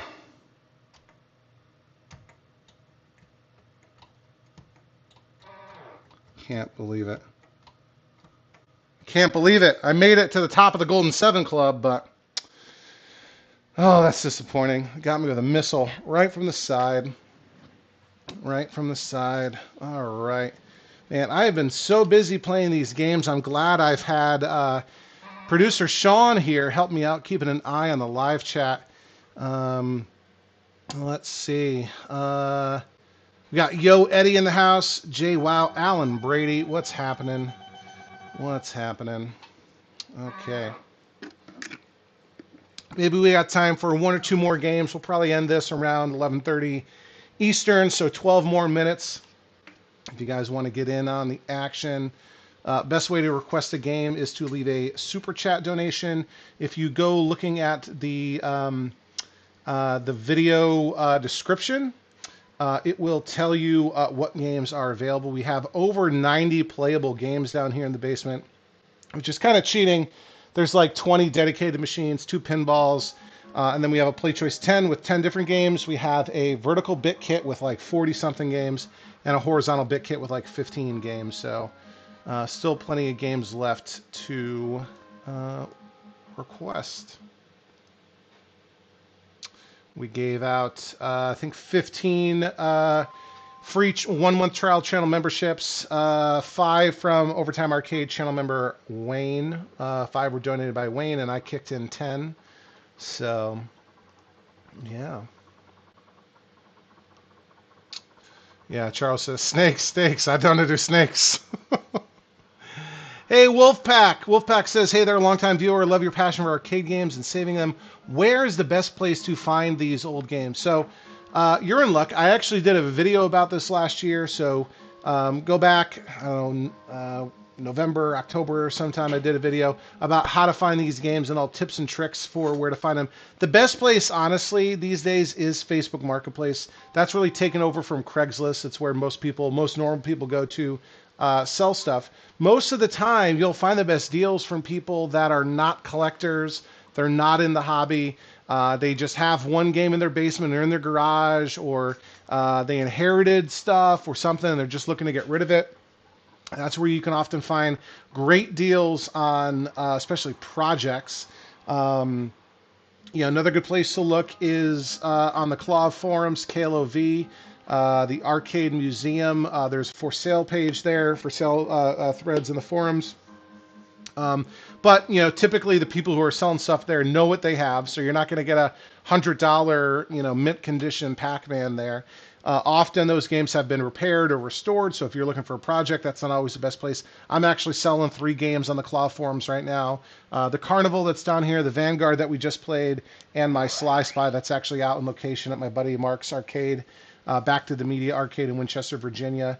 Like one of the other best tips, and in the video I talk all about this, and not just like telling you what to do, but like how I do it.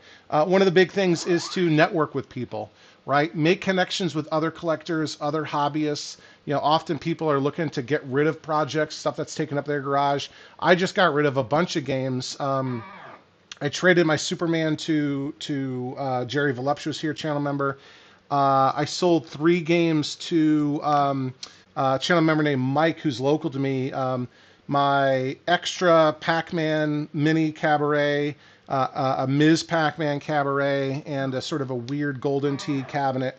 I've got a Robotron project that I'm getting rid of also. So yeah, and like making connections, making friends with other people, you know, who are in the hobby is important, as well as letting, like Sean says, quote unquote, normal people, letting normal people know in your life that you're into this stuff, because you never know. Somebody's grandma's got something in her garage, or hey, I've been sitting on this, you know, this is taking up room in my basement. Come get it out of here. I don't want it anymore.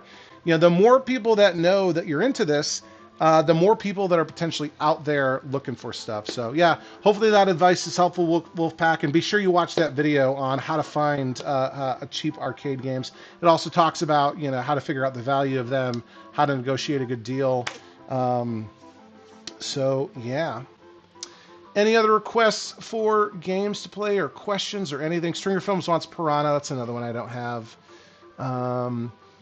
But I think while we're waiting on that, I'm going to go and play Carnival, just in case this is the last time it's here in the basement and available to play.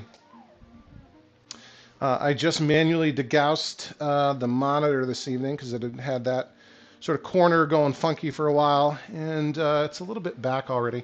In the upper left-hand corner, you see that score is supposed to be in blue, or the not the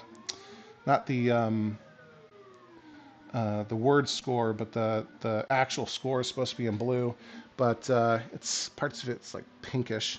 Anyway, so Carnival's kind of an interesting game. You are this little pistol at the bottom, and it's like a shooting gallery at a carnival or a fair. You have these targets that move back and forth. Most of them are stationary, except the yellow ducks will dive bomb you, and they're trying to eat up. You can see they're trying to gobble up your ammunition, because your ammo is also your life. If you run out of bullets, you're dead. You only have one life, but the only way to die is to run out of bullets before you run out of targets. You can recharge your ammunition by hitting those blocks that say 10 or 5. They add bullets. Sometimes in the top left, there's a target that appears temporarily to add more bullets, but it can also subtract. It can subtract your score, so you got to be mindful of that. So let's go ahead and coin up. And of course, I got to do that with this like that. Okay. And that screwed up the framing of the image. And it has a cool cardboard bezel that's backlit by the marquee light. Here, where are we?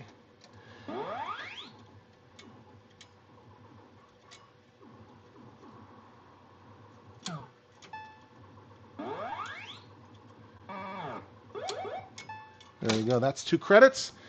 And we'll go ahead and start a game.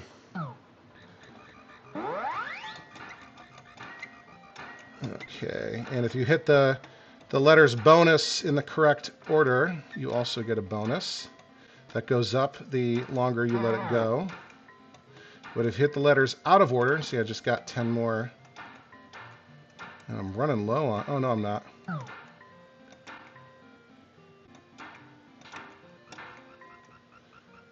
Gotta keep that. There we go. You need to have as many bullets as possible, because that's your life. Alright, and I hit one of the bonus letters out of order. Didn't I? B-O-N. Yeah, I hit the U, unfortunately. So I've lost my bonus opportunity.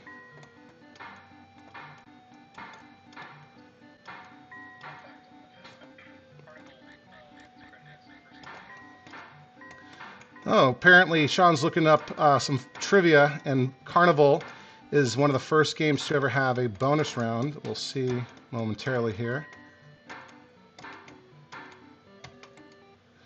Come on, there we go. And now I gotta hit the pipes at the top. There we go. And we get a bonus for every bolt that we didn't shoot. And here's our shoot the bear bonus round. Basically, we're gonna hit this bear, and he'll go left, and we'll shoot him, and he'll go right. And each time we do, he gets faster and faster. So I'm gonna try to get him towards the middle here. Hey Billy Bob, thanks. Appreciate all the super chats. and all your support as a channel member. So that was our bonus round. Don't let these ducks eat my bullets.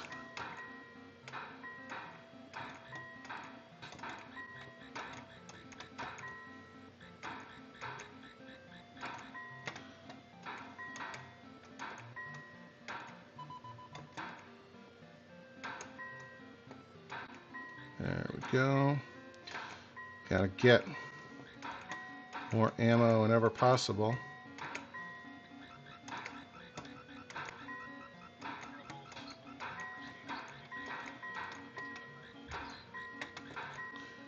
Carnival's also, according to Sean, one of the first games to limit your ammunition.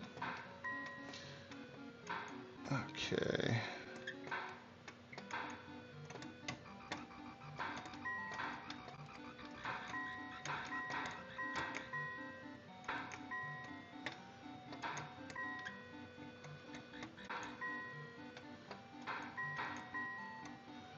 All right, I think my bonus is still in play.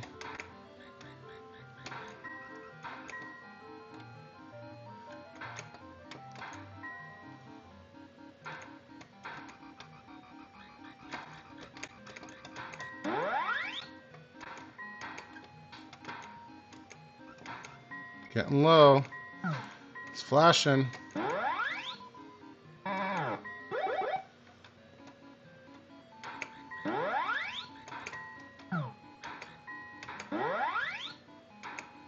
There we go. Got a nice little bonus there. And I said, the longer you wait, the higher it gets.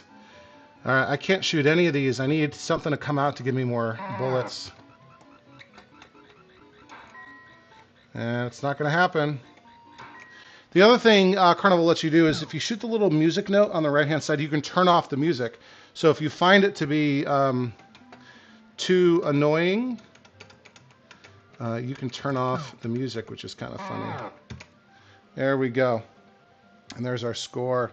So it'll keep the top 3 scores while the machine is on. It doesn't save them, but yeah, there we go. I'll just show you real quick how that works with turning the music on and off. And there we go. Now the music's off, and I can turn it back on anytime I want. Isn't that kind of cool? All right. Let's see here.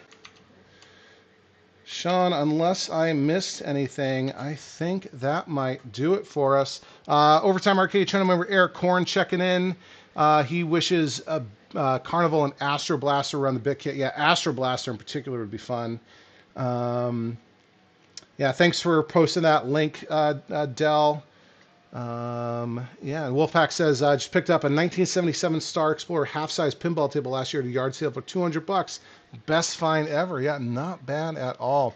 Okay, guys, we reached our goal this evening. We had well over 10 Super Chat donations. Thank you all so much for that. And because we hit our goal, we are going to do another live stream next week. We'll figure out the time and the date and the details and all that. I'll post them. But want to thank everyone who donated. We had Encore's Arcade hit his 3-month membership milestone, so thank you for that. Billy Bob with the $5 million super chat. Stringer Films with a $2 million super chat. Cameron Cardwell, the $499 million super chat donation.